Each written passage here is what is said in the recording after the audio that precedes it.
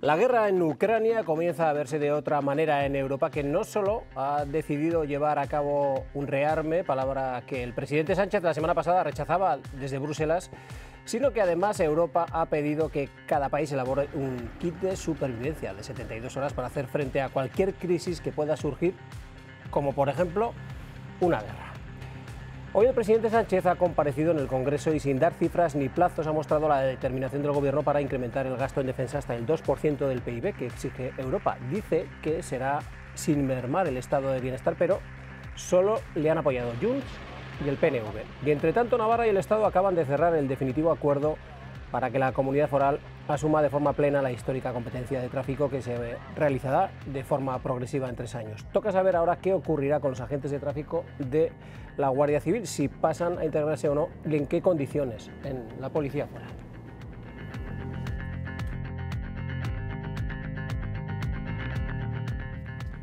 ¿Qué tal? ¿Cómo están? Muy buenas noches. Bienvenidos a este dilema de hoy miércoles, donde vamos a abordar estas dos cuestiones que forman parte ya también de la actualidad política de la semana. Comenzamos.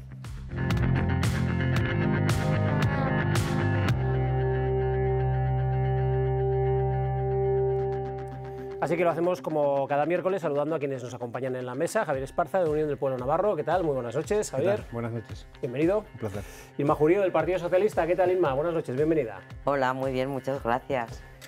Mikel Zabaleta, de Euskal Herria Bildu, Gabón. Muy buenas noches, Mikel. ¿Qué tal? ¿Cómo estás? Gabón, es que casco muy bien. Bienvenido. Saludamos también a Miguel Garrido, de Contigo Sorekin. Gabón, buenas noches, Miguel. Gabón, buenas noches, ¿cómo estáis? Muy bien. Bueno, pues encantado de teneros en la mesa. Con nosotros vamos a abordar la primera de las cuestiones que nos ha traído en el día de hoy a esta mesa de debate y de análisis, que no es otra que esa palabra, rearme, que el propio presidente Sánchez en Bruselas la semana pasada rechazaba, no le parecía acertada utilizarla para incrementar las políticas de defensa en Europa. Pero el caso, sea como sea la semántica, es que hoy en el Congreso de los Diputados ha ofrecido detalles, no del todo, porque no sabemos ni la cuantía ni los plazos que se van a llevar a cabo para rearmar los países, y en este caso España, pero sí que ha mostrado su determinación para incrementar el gasto en defensa, cosa que no ha gustado a buena parte de sus socios. Comparecía el presidente Sánchez para explicar la postura y acciones a tomar ante el nuevo escenario geopolítico. Confirmó el compromiso de España con Europa en gasto militar del 2% del PIB, aunque sin las cifras de esa financiación y de dónde vendrá. Además del esfuerzo que hagamos los Estados miembros, estamos pidiendo a Bruselas, a la Comisión Europea, que cree nuevos mecanismos comunitarios de financiación.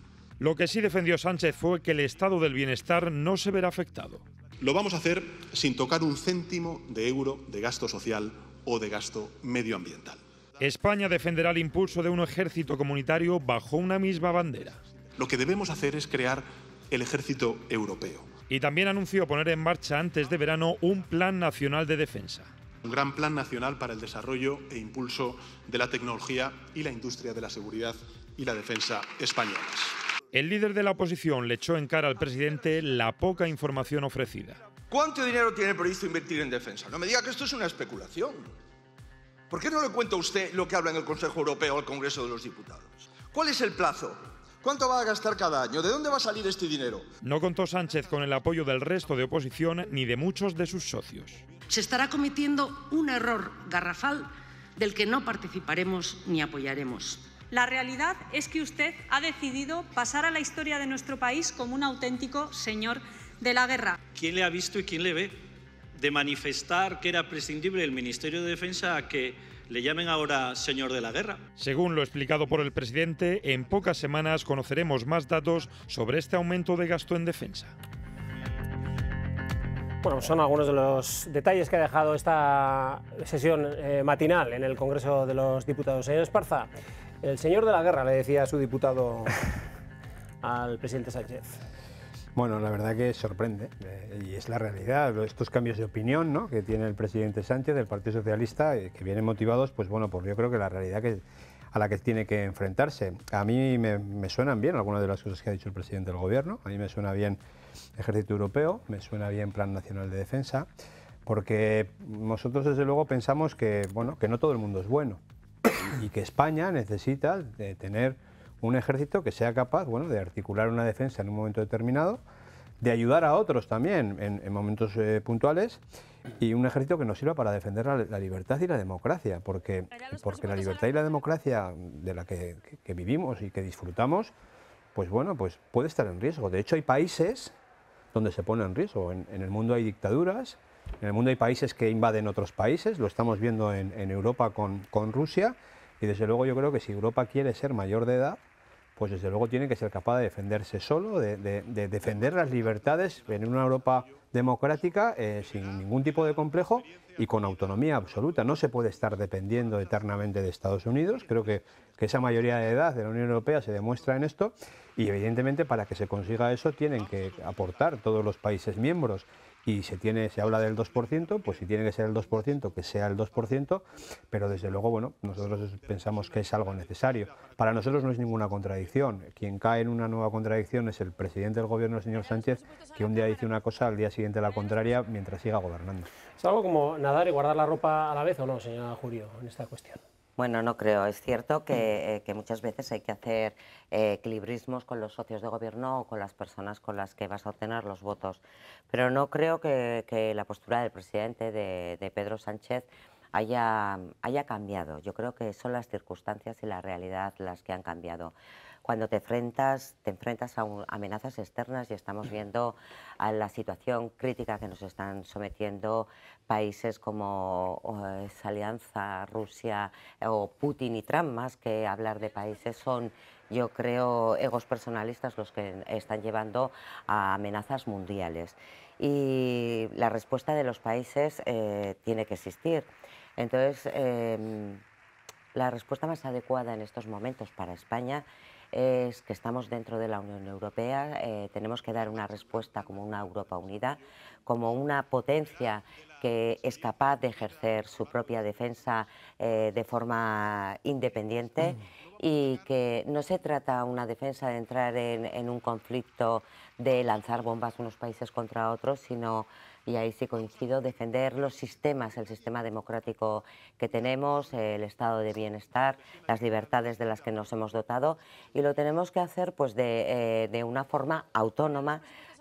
Porque no solo son guerras lo que se plantean, o sea, el concepto de seguridad que supone una amenaza ahora mismo para Europa no solo es un conflicto bélico como tal, sino también es un conflicto que puede afectar a infraestructuras importantes, a cortes de suministros, el tema de los aranceles, puede afectar a muchos sectores, y entonces Europa se tiene que fortalecer y lo tiene que hacer de forma unida. Creemos que un buen ejemplo lo tuvimos con el COVID. Siempre esa respuesta unitaria de Europa nos ha traído muchísimos beneficios en la forma de salir de una situación de crisis, y creo que esta es la manera que debiéramos salir también de estas amenazas externas que ahora mismo se están dando a nivel mundial y geopolítico. Señor Zabaleta, ustedes niegan la mayor, ¿no? Sí. Para nosotros lo lógico, lo coherente y lo sensato es estar en contra del plan de rearme, o como se le quiera llamar, porque luego probablemente se utilizarán otras palabras, otros eufemismos, porque el rearme suena bastante fuerte, ya lo vienen diciendo, pero esto pues, promueve, por un lado, la vuelta del austericidio en Europa, porque incrementar el gasto militar supone recortar gasto público en otros ámbitos, en otras materias.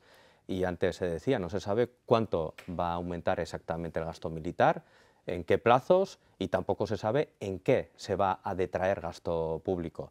A ver si lo digo bien, el otro día se reunía el presidente Sánchez con Petteri Orpo, el primer ministro finés, y en Finlandia ya han aumentado hasta el 2% del PIB de Finlandia el gasto militar, y ahí lo decía sin ningún tipo de ambajes, teniendo al lado al señor Sánchez, que ellos, por supuesto, que habían recortado en gasto público, porque habían aumentado el gasto militar, y encima estaban dispuestos a seguir aumentando el gasto militar. O sea que el aumento del gasto militar sí que va a traer, va a afectar al gasto público. Y para esto vemos que las reglas de gasto, pues bueno, esas reglas sacrosantas que no se pueden tocar para nada, para aumentar en armamento, no hay ningún problema. Se decía que no había que depender de Estados Unidos y otras cosas, pero la cuestión es que los ejércitos de Europa, porque en Europa no hay un ejército, hay 27 ejércitos, los ejércitos de Europa están dentro de la OTAN. Y la OTAN depende de Estados Unidos. Por lo tanto, si seguimos estando dentro de la OTAN, estamos dependiendo de Estados Unidos. O sea, esa autonomía militar no existe. Nosotros sí que apostamos por una autonomía estratégica de Europa, para que Europa tenga una política autónoma en materia energética, en materia industrial, en seguridad cibernética, en inteligencia artificial, etcétera, y en potenciar unos principios que pensamos que son muy importantes en Europa, como son la solidaridad, el reparto de la riqueza, los principios, las libertades públicas, los derechos. Eso sí que nos parece que es muy importante y en eso sí que hay que armar la política europea. Pero nos parece que en estos momentos, en la actualidad, con la potencia nuclear que tienen algunos países, estar en una carrera armamentística no es para nada sensato y es muy peligroso.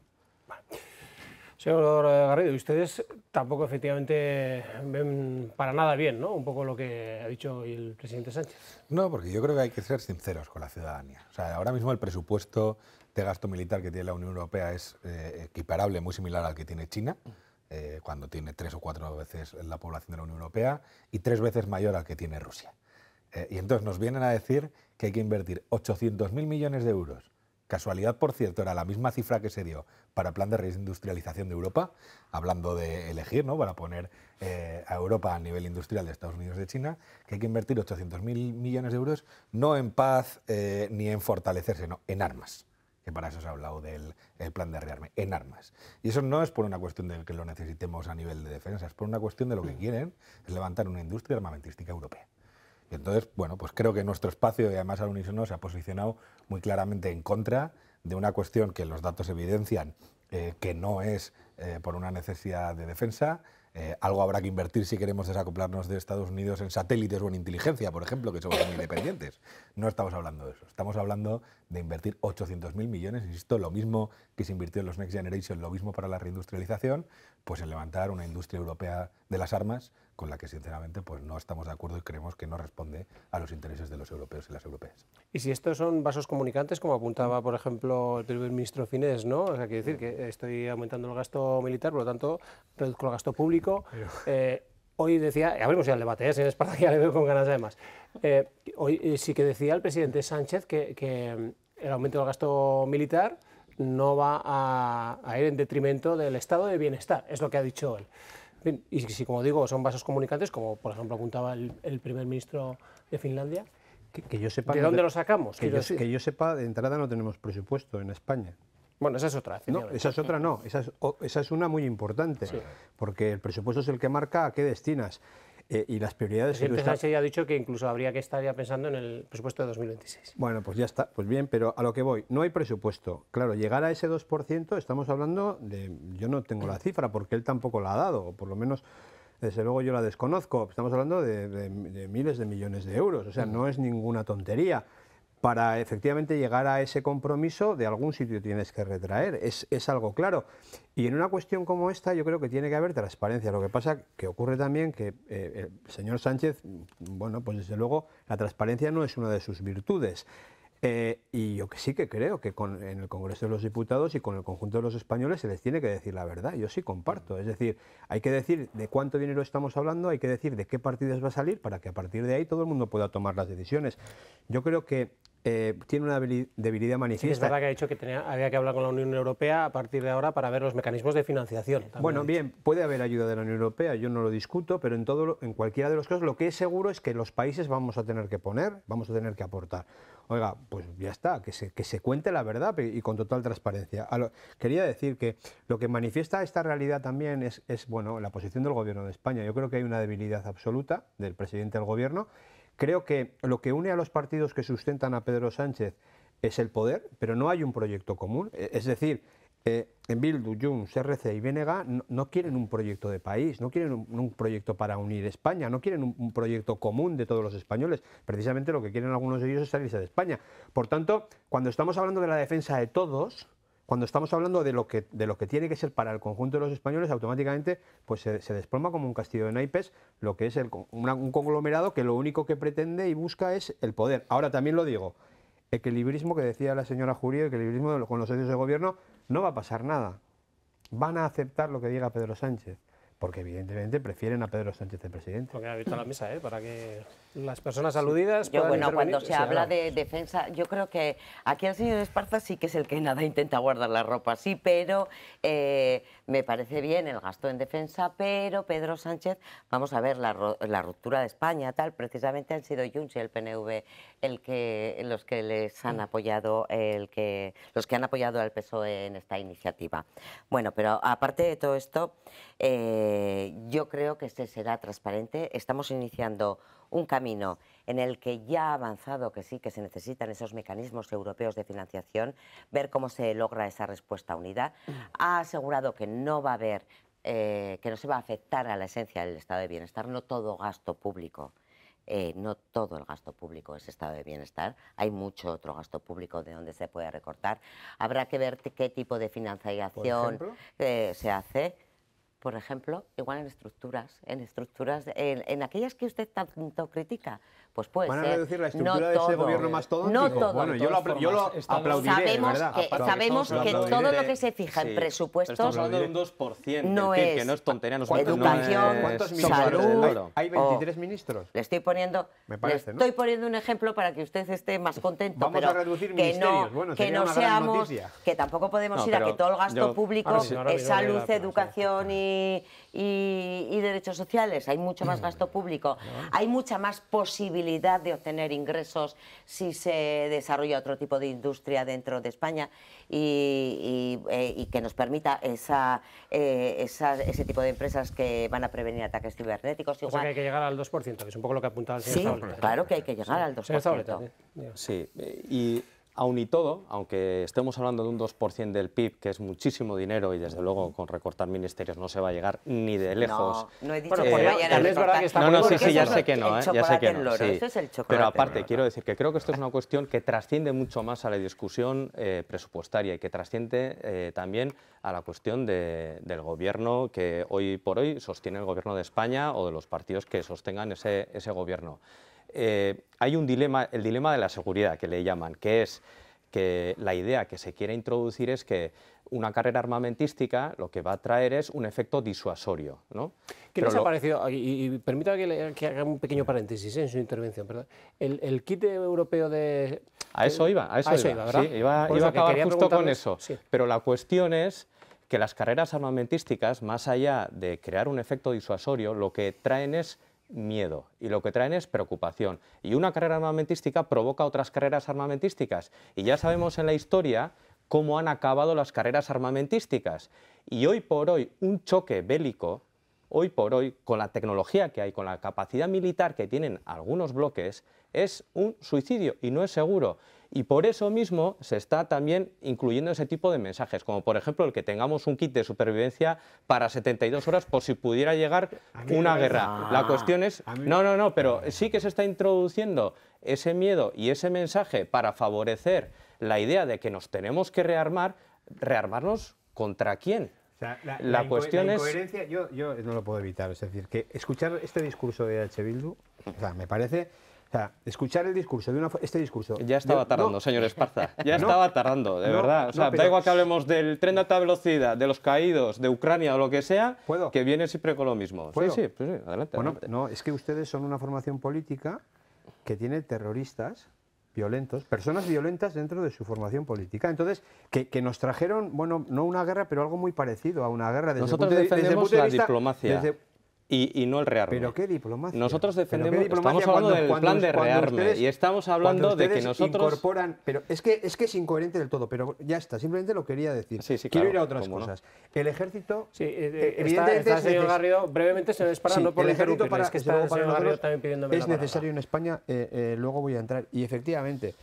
nosotros no estamos en un sitio y en otro, no. Nosotros no nos fiamos de Pedro Sánchez, le quede claro, señora Jurío. Pero es el único que no nos fiamos de Pedro Sánchez. Va a representarnos en Europa en esa defensa de nuestros derechos y libertades. Pues tendrán que fiarse. No nos fiamos porque nos volverá a engañar, porque nos engaña siempre a todos los españoles. Van a votar a todo lo que presente que ya veremos lo que votamos, pero que no nos fiamos de Pedro Sánchez. Pues es nuestro presidente.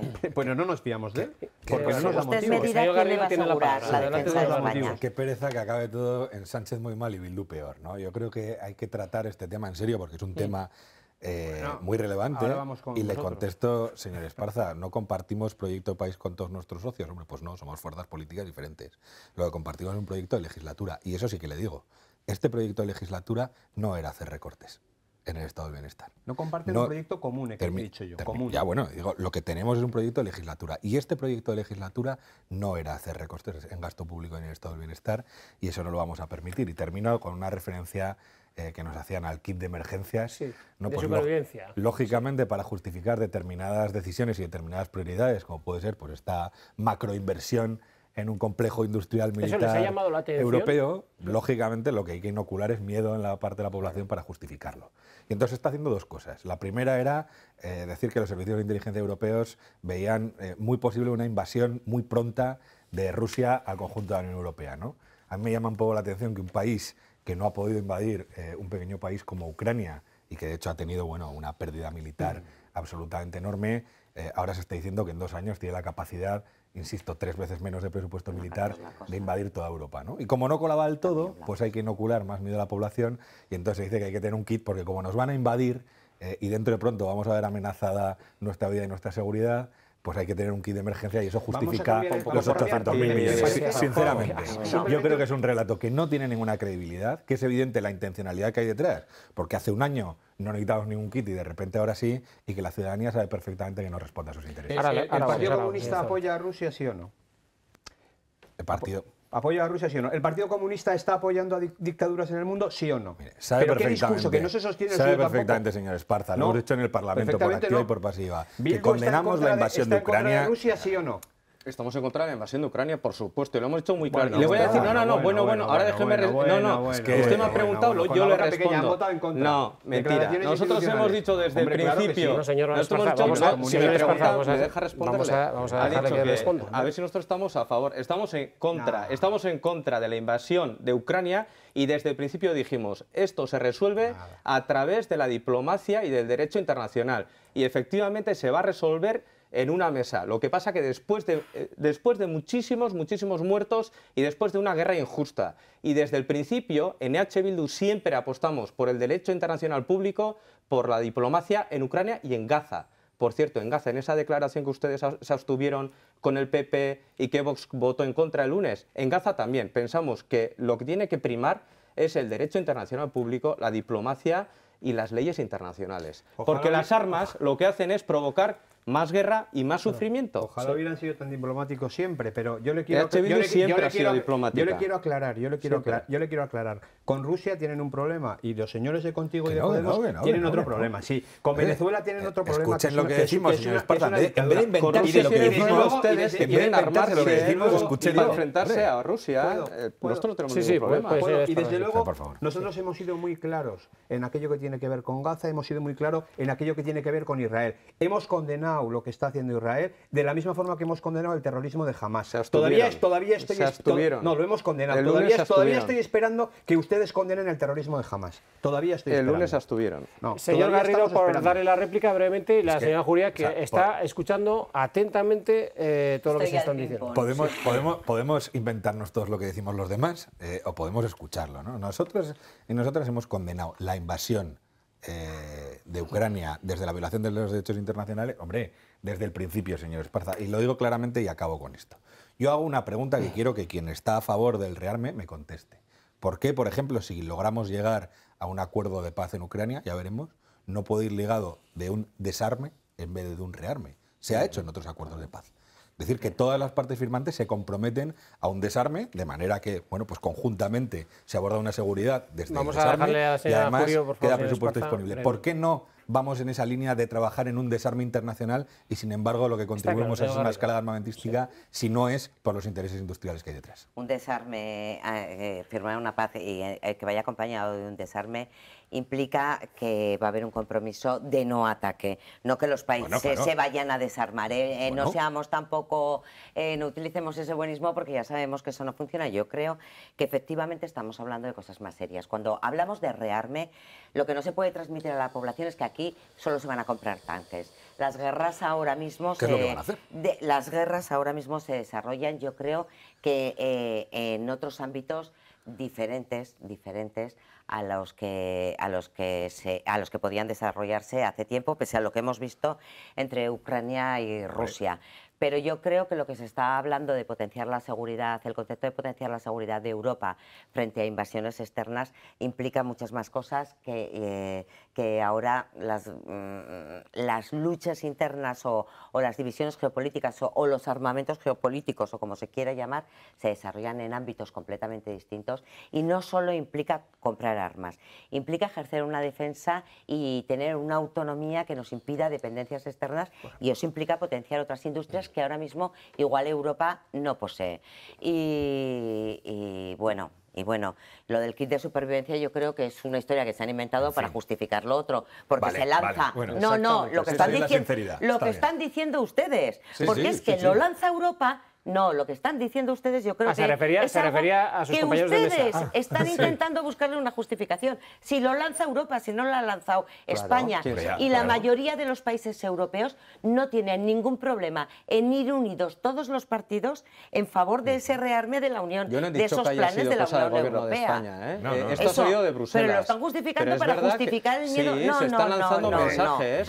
Yo creo que la población lo que tenemos que hacer es entenderlo en los términos adecuados. Se está creando una opinión. Se produce una situación de catástrofe que puede venir desde una guerra hasta un ataque en plan de seguridad informática, como puede venir por una crisis climática, yo creo que dicen que los países tenemos que responder, pero que también dentro de esa prevención y de ese concepto de seguridad influye el concepto de autoprotección individual. Y eso lo tenemos que entender como algo normal, no para que la gente vacíe los supermercados. Brevemente, señor Esparza, porque estamos terminando. Él plantea el desarme. Bueno, yo no sé, pero yo no sé si ustedes se dan cuenta que Estados Unidos lo que ha dicho es que no va a pagar nuestra defensa, no va a pagar la defensa de Europa. Entonces, si no la va a pagar Estados Unidos, que era quien la pagaba hasta ahora, pues alguien la tiene que pagar. Esa es, creo que es la realidad. Y luego también, y termino con esto, Europa históricamente, y ya para los que tenemos algo de edad, ha permitido atrocidades en suelo europeo. Y quiero recordar la guerra de Yugoslavia. Atrocidades que jamás debiéramos haber permitido.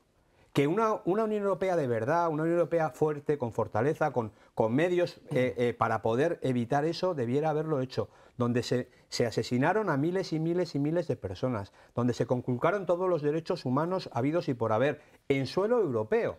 Eso debiera haber sido intolerable y no se puede volver a repetir. Intervino la ONU y eso es lo que tiene que hacer. Estoy de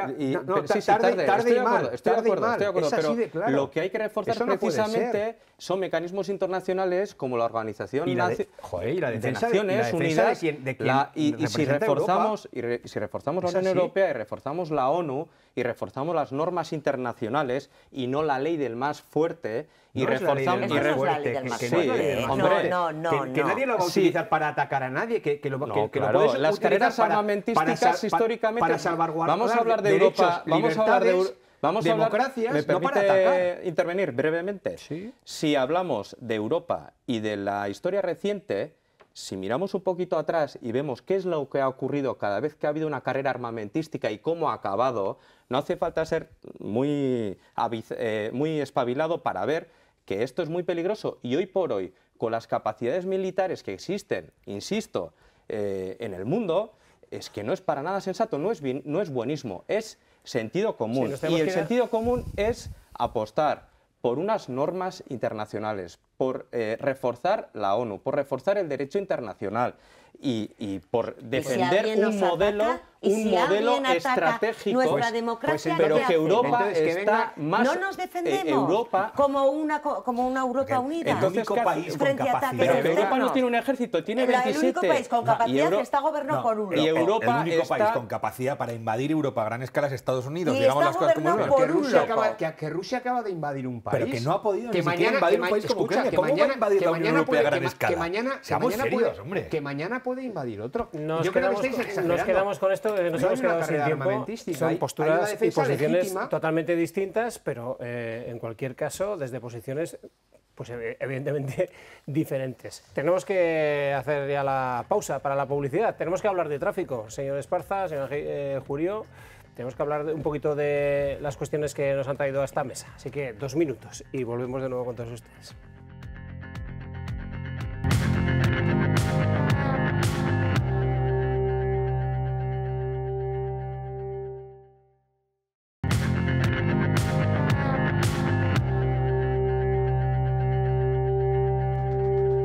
Bueno, pues vamos con esta segunda parte del dilema de hoy, donde abordamos esas competencias en tráfico que ya son plenamente asumidas, están ya selladas entre Navarra y el Estado para que Policía Foral sea quien lleve las riendas de tráfico en Navarra y que Navarra además pueda gestionar ya, por ejemplo, los expedientes sancionadores. Vamos a conocer con un poquito de detalle qué es lo que dio de sí la Junta de Transferencias que se llevó ayer a cabo en Madrid, entre Navarra y el Estado. El Ejecutivo Foral y el Gobierno de España celebran el traspaso de las competencias de tráfico a Navarra.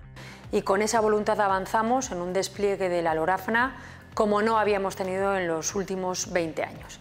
Tras un intenso trabajo con un compromiso político e institucional mayoritario, el acuerdo que se acaba de culminar será efectivo en julio de 2026. Y por tanto creemos claramente en ello y para nosotros también es un día importante y feliz en el sentido de lo que queremos es mejorar los servicios que prestamos a la ciudadanía de todos los territorios. Solo PP y Vox se descolgaban a la hora de dar luz verde a esta cesión. Destacan el consenso y el apoyo recibido, con el aval de más del 90% de los representantes de la Junta de Transferencias. Para nosotros es un día de satisfacción, de alegría diría yo, porque además el autogobierno es la cercanía, es la inmediatez, en definitiva van a ganar la ciudadanía, son servicios a la ciudadanía. Aunque es en verano del año que viene cuando la competencia será plena, se ha establecido un periodo transitorio de 3 años, donde paulatinamente la Policía Foral tendrá en exclusiva el control y vigilancia de las carreteras de nuestra comunidad.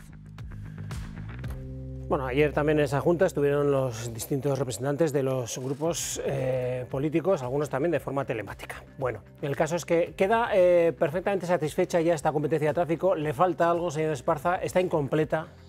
Bueno, yo creo que la competencia pues hay que darle la bienvenida, creo que hay que celebrarlo, nosotros la hemos pedido siempre y la hemos defendido y por eso nos posicionamos como nos posicionamos. Bueno, está el por qué llega la competencia, ese análisis también creo que hay que hacerlo, ¿no? Llega porque ha habido una exigencia por parte del Gobierno de Navarra, una negociación del Gobierno de Navarra con el Gobierno de España, no sé, era un compromiso electoral, no. Llega ¿por qué? Llega porque Sánchez necesitaba que el PNV le votara una investidura y se comprometió con esto. Y llega porque Sánchez necesitaba que Bildu le aprobara unos presupuestos y a los 4 años, como no había cumplido el primer acuerdo, pues se comprometió con Bildu con esto. Es decir, responde a las necesidades de Pedro Sánchez para mantenerse en el poder y eso nosotros, desde luego, pues creo, bueno, nosotros lo criticamos abiertamente. Nosotros creemos desde UPN que para defender los derechos históricos de Navarra no hacía falta quitar a la Guardia Civil de Tráfico de las carreteras de Navarra. Creemos que se podía haber adquirido la competencia, recibido la competencia y prestado esa competencia, ese servicio de tráfico liderado por la Policía Foral y también con la Guardia Civil, de la misma forma que se hace en Medio Ambiente. Medio Ambiente Navarra tiene la competencia en exclusiva, ¿vale? Pero ¿cómo se desarrolla después? ¿Ese servicio cómo se traslada a la realidad? Pues a través de la Policía Foral, con Medio Ambiente y a través del SEPRONA. ¿Y las denuncias quién las tramita? Pues el Gobierno de Navarra. El consejero de Medio Ambiente es el que firma las denuncias, vengan de la Policía Foral o vengan de la Guardia Civil. Bueno, nosotros creemos que era un modelo que era válido, que era respetuoso y que no respondía ni a las urgencias de Pedro Sánchez ni a los intereses políticos que yo creo que son evidentes que detrás tienen pues EH Bildu o el Partido Nacionalista Vasco. Julio. Bueno, yo pienso que es un momento histórico después de 20 años en Navarra donde no se habían asumido unas competencias. Son unas competencias que tienen el acuerdo y el parabién de la mayoría del arco parlamentario navarro. Son competencias que históricamente se han reclamado por todos los gobiernos. Es una discusión que ya hemos tenido. Sí. UPN siempre había hablado de la Policía Foral en exclusiva, o sea, de referencia y con competencias exclusivas en materia de tráfico. Con ese fin lo creo, porque además tráfico eran unas competencias históricas que nos venían atribuidas con anterioridad a la Constitución y creo que es algo que se ha llevado a efecto en desarrollo de nuestras leyes y de nuestro propio autogobierno. Al final se ha llegado a un acuerdo con el Gobierno de España, creo que es algo de lo que nos tenemos que felicitar, porque además tiene el acuerdo y el aval de la mayoría del Parlamento, por lo menos de todos los grupos que estamos aquí, menos del PP y Vox, y significa que avanzamos en el autogobierno, que existe un respeto del Gobierno de España por el autogobierno de España, por el autogobierno de Navarra, y que en esas vamos a seguir con el resto de las competencias que se pueda negociar y que tengamos reconocidas. Sí, efectivamente, para nosotros también es una buena noticia para todos los navarros y todas las navarras. Navarra avanza en soberanía y avanza en autogobierno, y como decía el vicepresidente, le podíamos oír, esto es algo bueno porque ganamos en cercanía y en inmediatez. Nosotros también pensamos que a mayor autogobierno mejor se garantiza el bienestar y se gestiona de una manera más eficiente, por eso somos soberanistas. Y es verdad que se ha materializado finalmente gracias a un acuerdo presupuestario que hubo y que el Gobierno también cumplió, el Gobierno de España. Es una competencia histórica de Navarra que nos arrebató el franquismo. Es una competencia histórica porque recordemos que la Policía Foral fue creada por la Diputación de Navarra en 1928 con el nombre de Cuerpo de Policía de Carreteras. En el año 1962 la competencia se redujo considerablemente por un decreto franquista, y tenemos una policía integral, que la Ley 23/2018, en el artículo 15.2, establece claramente que la Policía Foral es una policía integral. Por eso entendemos que tenemos el derecho histórico, el acuerdo político que se ha dicho muy amplio, que legitima que esto sea así, y tenemos a la Policía Foral, que es una policía integral. La tarea hecha, el señor Zabaleta, señor Garrido. Sí, pues efectivamente el señor Esparza decía algo en lo que tiene razón. No es casual que haya sido ahora. Ha hecho falta que llegue una mayoría progresista y plurinacional, tanto al Congreso de los Diputados como al Parlamento de Navarra, para que se efectúe esta transferencia, y eso no hubiera sido posible, y lo vamos a decir claramente, estamos muy orgullosos de ellos, si la izquierda alternativa no hubiera llegado al gobierno y hubiera construido esa alternativa que había a los gobiernos previos. Ha sido esta mayoría, también los acuerdos que han tenido, la que ha garantizado una transferencia que se lleva reclamando 60 años, que esta comunidad debería tener hace 60 años, de hecho, de antes, porque la eliminó el franquismo, y yo creo que es un éxito del que sinceramente pues podemos celebrar, por una cuestión, porque no es un tema baladí, sino que es una cuestión de que a más autogobierno mejora la calidad de los servicios a la ciudadanía, que es nuestro objetivo, es lo que buscamos, y tanto que hablamos de evitar duplicidades, de generar cuestiones innecesarias, pues tener una policía foral integral, que es la que pactamos en aquella ley que hoy está vigente, es lo que va a hacer, mejorar los servicios a la ciudadanía, ser más eficiente, profundizar en el autogobierno. Por lo tanto, yo creo que un éxito de esta mayoría. Es una cuestión, señor Esparza, por lo tanto, abrimos el debate. Les pido brevedad en las respuestas porque tenemos poco tiempo, hemos acumulado mucho en la primera parte, pero es una cuestión de, gracias a los gobiernos de izquierdas, del cambio, por ejemplo, a lo que se acaba de referir el señor Garrido, es decir, porque ustedes cuando gobernaban no fue posible. Yo creo que responde básicamente a que Sánchez necesitaba los votos de Bildu y del PNV para mantenerse en el poder. Si Pedro Sánchez no hubiera necesitado los votos de Bildu o del PNV para mantenerse en el poder, quizás hoy no estábamos hablando de esto. Esto es la realidad. Y nosotros lo que hemos planteado y tendimos la mano al Partido Socialista, ¿por qué? Porque creíamos que se podía recibir la competencia sin hacerlo como un mercadeo. Y creíamos que se podía recibir la competencia sin sacar a la Guardia Civil de Tráfico de las carreteras de Navarra. Y le tendimos la mano al Partido Socialista para que eso fuera así. ¿Qué ha ocurrido? Pues que nosotros no tenemos votos. El Partido Socialista, cada vez que le tendemos la mano desde UPN, pues coge la mano de H. Bildu, y en eso estamos. Y a mí me duele, en el fondo, porque que se le haya dado la posibilidad a H. Bildu, en fin, de señalar la fecha en la que la Guardia Civil de Tráfico tiene que dejar las carreteras de Navarra, pues creo que es una muy mala noticia, y creo que es un daño injusto e innecesario de cara a lo que representa un cuerpo como el de la Guardia Civil. Por el acuerdo al que llegaron para los presupuestos generales. Claro, no, yo lo que digo es que al final sí, el acuerdo de Bildu es el segundo. Primero hay uno del PNV que no cumplen, después hay uno de Bildu que ahora cumplen, y bueno, y ahora todos se ponen las medallas, ¿no? Ya está, y Bildu se pone la medalla, pero que Bildu se ponga la medalla cuando, yo qué sé, Bildu es el enemigo público número uno de la Guardia Civil. La Guardia Civil ha detenido a miembros de la izquierda abertzale. La Guardia Civil ha detenido a miembros de ETA. La Guardia Civil, evidentemente, ha defendido la libertad y la democracia en esta tierra frente a los que no estaban ni con la libertad ni con la democracia. Y ahora, lo que gracias al Partido Socialista consiguen, y con un acuerdo presupuestario con Sánchez, es que una parte de la Guardia Civil de Tráfico, deje de estar en las carreteras de que le dé la réplica. Y creo que nos lo podíamos haber ahorrado, o sea, me parece innecesario del todo. Señor Zabaleta, tiene usted la réplica, permítanme que... Hablaba de mercadeo el señor Esparza, y le quiero recordar que antes del acuerdo del gobierno de Uxue Barkos también hubo otro acuerdo del gobierno de Miguel Sanz, no sé si le suena, con Aznar en el año 2000, precisamente también para que se transfiriera la competencia de tráfico. Lo que pasa que no se cumplió.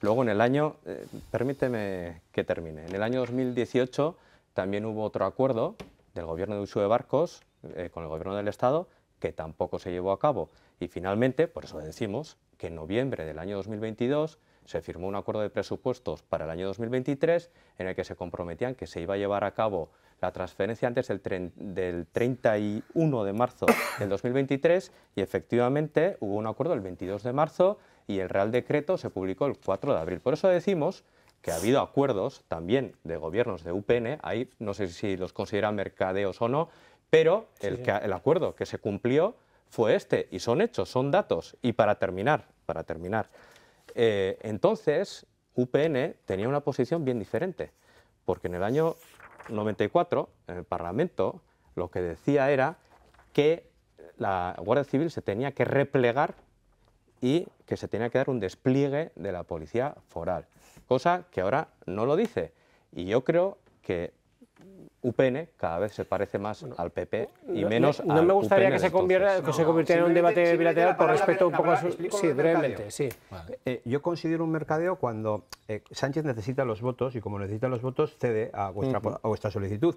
Cuando UPN llega a un acuerdo con Aznar, Aznar no necesita los votos de UPN, por lo tanto no hay ningún mercadeo. Hay un acuerdo porque se entiende, se solicitaba la competencia, pero no se mercadea, no, a cambio de unos presupuestos, a cambio de una investidura. No, yo creo que las competencias de Navarra son mucho más serias. Señora Jurio y señor Garrido. Sí, yo creo que el acuerdo al que llegó el PP con UPN fue pues para lo que fue y al final no lo cumplió. Porque nunca sí, es evidente. Y les dio pues eso, les dio la vuelta. La cosa es que aquí todos nos queremos atribuir la ganancia de la transferencia de tráfico, unos por una cosa y otros por otra. No. La realidad es que hoy ayer se firmó la transferencia de tráfico, se va a realizar en 3 años de forma ordenada, donde se producirá una salida ordenada de miembros de la Guardia Civil que realizan las funciones de tráfico, lo que no implica la salida de la Guardia Civil de Navarra, con la posibilidad, si se acuerda, de que haya guardias civiles que pasen a la Policía Foral a desempeñar funciones de tráfico y que miren, aquí la cosa yo creo que hay acuerdo y que el señor Esparza, si hubiera sido el que hubiera estado de presidente del Gobierno o UPN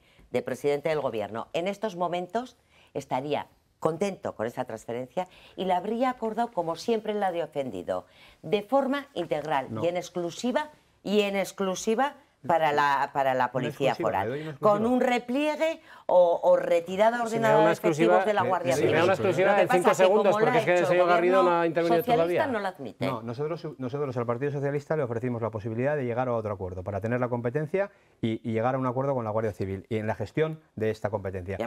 Y el Partido Socialista no quiso. Nosotros en ningún caso... Yo le digo, mire, habla por Javier Esparza. Javier Esparza, en ningún caso, presidente de Navarra, llega al acuerdo que ha llegado María Chivite, téngalo claro. O igual hubiera llegado a un acuerdo bastante peor. No, ya le digo, téngalo claro. Tenga claro que el acuerdo se ha llegado con la Guardia Civil. No se ha llegado con la Guardia Civil. Con los miembros que dicen que no, otros dicen que sí y otros lo aceptan. No se ha llegado con la Guardia Civil. ¿Quién representa a la Guardia Civil? Es que está interviniendo el señor Garrido. Claro que está de acuerdo la Guardia Civil. Gracias. Yo, pues si no están de acuerdo, si no están de acuerdo, voten en contra. Entiendo por qué han votado a favor, ¿no? Yo, en cualquier caso, yo les he escuchado atentamente, señor Esparza, le pido que haga usted lo mismo. Sí, pues eso. Sinceramente, yo creo que se les olvida cómo funciona una democracia parlamentaria y se les olvida muchas veces. O sea, si no uno no tiene mayoría absoluta, que sé que es lo más cómodo, lo sería para cualquiera, la forma de lograr mayorías es llegar a acuerdos. Llámele mercadeo o llámele con el término peyorativo que quiera. Pero es que para gobernar, para impulsar legislación hay que llegar a acuerdos entre diferentes. Y si esos acuerdos, como nuestra opinión en este caso, son acuerdos además que mejoran la gestión de los servicios, que mejoran la calidad de los servicios que hay a la ciudadanía, pues bienvenidos. Es que no entiendo cuál es el problema. Lo decía antes. Un acuerdo de esta mayoría, que tenemos tanto el Congreso de los Diputados como el Parlamento de Navarra, una mayoría progresista y plurinacional, sí, con fuerzas nacionalistas, es avanzar en el autogobierno. Y esta es una materialización de uno de esos acuerdos. No sé qué problema hay si todas las fuerzas que estamos de acuerdo y si la coincidencia de las mayorías del Parlamento de Navarra y el Congreso de los Diputados facilita que si lleguen a estos acuerdos, pues fantástico. Y con una cosa termino, es que además no es verdad, porque yo creo que lo que se ha argumentado es que se expulsa a los guardias civiles de Navarra, no es cierto. Es que además el acuerdo incorpora una pasarela era para que cualquier persona que estaba dentro de la Guardia Civil y que estaba controlando el tráfico en Navarra, si quiere, pueda hacerlo desde la Policía Foral y, por lo tanto, se mejora la calidad del servicio, se evitan duplicidades y hay una Policía Foral integral y, además, ninguna persona que ejercía que tiene esa experiencia y que ejercía esa labor se ve perjudicada en Navarra. Entonces, brevemente, señor Esparza, porque estamos terminando. Sinceramente, estoy de acuerdo, porque yo también lo defiendo. No implica la salida de la Guardia Civil de Navarra, creo que hay que decirlo, pero nosotros lo hemos dicho siempre, ojo, ¿eh? Segundo, lo hemos dicho siempre. No, Javier. Hombre, a ver. Javier, significa que la mayor magnificando. Significa que la Guardia Civil de Tráfico deja de prestar el servicio en Navarra, pero no significa que la Guardia Civil de Protección Ciudadana deje y que los cuarteles en Navarra vayan a desaparecer. Pero sí hay una parte de la Guardia Civil que terminará desapareciendo. Y termino. El señor Gallego decía, no, claro, como la mayoría toma una decisión, la minoría mayoritaria, que en este caso somos nosotros, porque somos quienes hemos ganado las elecciones, nos tenemos que callar. Hombre, pues yo no sé ¿Cuándo he dicho eso? ¿Cuándo he dicho eso, señor Esparza? No, sí, porque no podemos criticarlo. Y lo último, señor Garrido, no es ¿en qué se mejora el servicio? Dígamelo. Bien, con esto. Brevemente. Yo ahí también tengo, o sea, yo no puedo decir, yo creo que se presta de una manera más próxima. La Guardia Civil ha desempeñado con total profesionalidad el servicio de tráfico y en favor de la ciudadanía de Navarra.